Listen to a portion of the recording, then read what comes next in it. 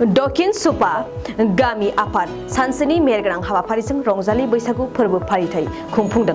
बाक्सा जिल्ला बरबरी दखरा दुलाराय बर' फरायसा आफादनि बेन्दोंआव थानाय दक्षिण सुपा गामि आफादा दिनै सानसेनि हाबाफारि लानानै रंजालि बैसागु फोरबोखौ मेहेरगोनाङै खुंफुंदों। बैसागु फालिथायनि हाबाफारि बायदियै फुंनि 8 रिंगायाव आफादगिरि प्रताप रामसियारिया पिरपिलाखौ बिरहोयो। 8:30 रिंगायाव दाहा बावनाय आरो 9 रिंगानिफ्राय हारिमुआरि मोसानायखौ दिन्थिफुङो आरो बेलासिनि 2 रिंगानिफ्राय बैसागु फालिथाय फोरबोनि गेवलां मेलखौ जागायो। प्रताप रामसियारिनि आफाद दैदेननायाव बे गेवलां मेलाव बाक्सा जिल्ला दुलाराय बर' फरायसा आफादनि सोलोंथाइ नेहाथारि नितु कुमार ब्रह्मआबो बाहागो लायो। थांखि जानाय आलासि महरै बाहागो लायो डक्टर लासित कुमार बसुमतारिया। लोगोसे बे गेवलां मेलावनो बाहागो लाबावो बरबरी दखरा दुलाराय बर' फरायसा आफादनि आफादगिरि निर्मल बर'आ। बरबरी ओनसोलनि बेन्दोंआव थानाय बे बाक्सा जिल्लानि सिङाव आन्दोआव बिराद गिदिर थांखि दङ जोंहा।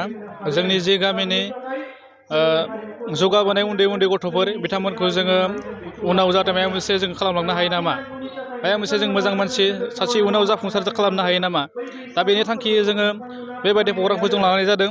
मानोना जोङो बे रंजालि बैसागो फालिनायजों लोगोसे लोब्बा लानानै जों माखासे खेला दुला जों खारनाय बारनाय आरो माखासे थुनलाइयारि बादायलायनाय जों हाबाफारि बानायनाय जाबाय आरो दिनै फैयै फैयै गेवलां मेल जोंनि हाबाफारि बेयो जाफुंसार जाबाय। जों बिराद गोजोननाय मोन्दों। जोंनि जि हांख्राय हरजानाय आलासि जोंनि थांखि टारगेट बायदियै बिथांमोना सफैजोबनो हाबाय आरो जोंनि गेजेराव जोंनि गामिनिनो जोनोम जानाय डक्टर लासित बसुमतारि बिथांखौ जोङो हांख्रायनाय बायदि बिथां मोनफैनो हाबाय आरो बाक्सा जिल्ला एबसुनि नितु कुमार ब्रह्म बिथाङा सोलोंथाइ नेहाथारि बिथांमोनखौ जोङो मोननो हादों। जों मोननानै थारैनो जोबोर गोजोननाय मोन्दों। बिथांमोनखौ मोननायनि जोहै जों गामियाव माबा मोनसे जों सोलायनानै लाबोनो हायो नामा, मोजां मोनसे सोलोंथाइनि बारहावा बिथिं जों बारहोनो हायो नामा, बेबायदि मोनसे थांखियै आरो जौगासारनायनि थांखियै गामिखौ जों मोनसे सोलायनायनि थांखियै बेबायदि प्रग्रामखौ जोङो दक्षिण सुपा रंजालि बैसागो फालिथाय आफादा बानायनाय जादों। बेनो जोंनि गुबै थांखि। बैसागुनि गोदान बोसोरनि गासैनिसिमबो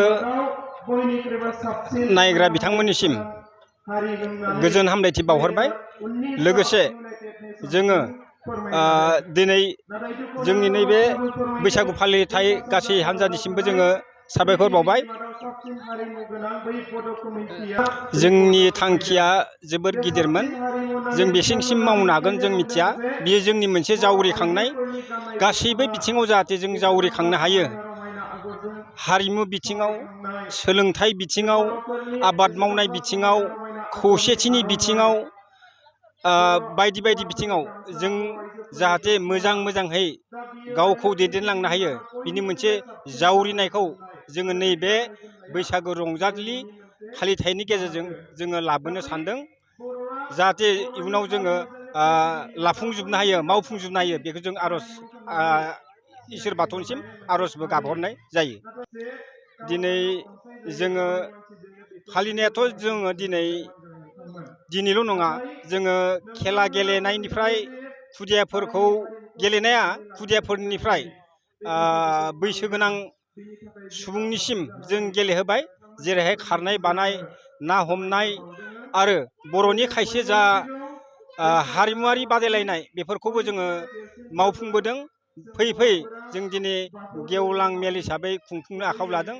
बे खुंफुंनाय हाबाफारियावबो जोङो जाहाथे जोंनि गामियारि सुबुंफोरनो मायबा मोनसे गियान जों लाखिनो हायो नामा बा मोनगोन खोमा होननानै जोङो डिस्ट्रिक्टनिफ्राय गोरों गोराफोरनिफ्राय जोङो आलासि हांख्रायनानै जोंनि नैबे फैसालियाव बिबुंथि महरै जोङो लाखिनो होदों। लोगोसे जोंहा मोनसे गोग्गाथाव दङ। नैबे दिनैनि फैसालियाव जोंनि गामियावनो जोनोम मोननाय सासे डाक्टर जोनोम जादों। दासिम बिथांखौबो जों हांख्रायनानै नैबे फैसालियाव जोङो जोंनि गामिनि असे बिदा फंबाय बिमा बिफानो जों खोन्थिनो हादों। बेखौ जोङो जोंनि गामिनि गोग्गा महरै जोङो गथ'फोरनो खोन्थिनो थाखाय आखायाव लानाय जादों आरो जों बेखौ मावफुंबाय।